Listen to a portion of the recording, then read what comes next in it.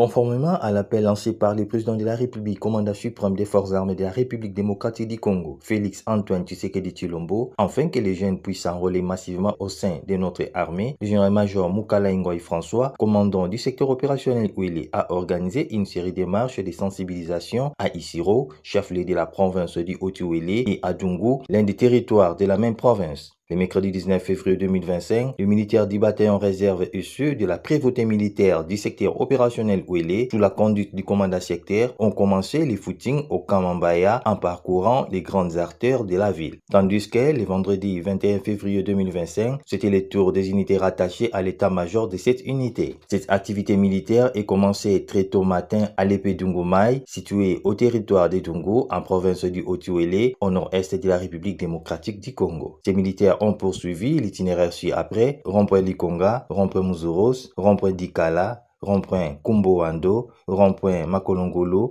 pour chuter au quartier Eti. Au retour, ils ont apprêté les ronds-points Makolongolo, rond-point Dikala, rond-point Nzoko, rond-point Mouzuros, en passant par les ronds-points Likonga pour terminer au même endroit de départ. À la fin, le général-major Mukala Ngoy François s'est exprimé en ces termes. C'est comme dans un match de football, il y a toujours une équipe qui joue au premier mi-temps et au deuxième mi-temps, il y a une deuxième équipe qu'on appelle les réserves.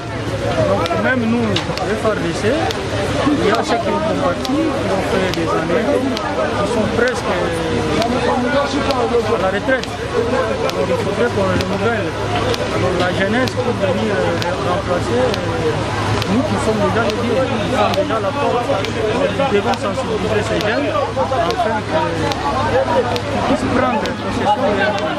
On n'a pas de pays, nous n'avons qu'un seul pays qui s'appelle la République démocratique. Nous n'avons pas où aller. S'il y a ceux-là qui fuient, qui laissent le terrain les menus, je ne sais pas, ils vont fuir pour aller où. Peut-être qu'ils ont où se réfugier. Nous autres, on n'a pas où se réfugier, c'est notre pays, on doit mourir là où nous sommes. Voilà pourquoi nous avions sensibilisé la jeunesse là où nous sommes, dans la province de Haut-Ouélé. Bientôt aussi nous allons nous rendre aussi aux Ouélé, sensibiliser cette jeunesse qu'il n'y a pas autre pays, nous avons un pays que nous devons défendre. Même en Israël, quand les Israélites combattaient, on posait la question, ceux qui n'avaient pas la force de combattre, ils devaient rester dans les cantonnements. Mais je me souviens même, Gédéon, quand il voulait combattre, Dieu lui a dit, il y a ceux qui sont appelés à faire le combat et ceux qui ne sont pas appelés à faire le combat.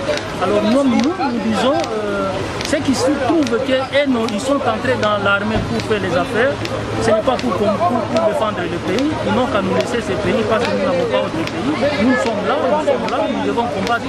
Au cours de ces activités physiques à Isiro comme à Dungu, plusieurs jeunes filles et garçons se sont enrôlés massivement afin de suivre la formation militaire.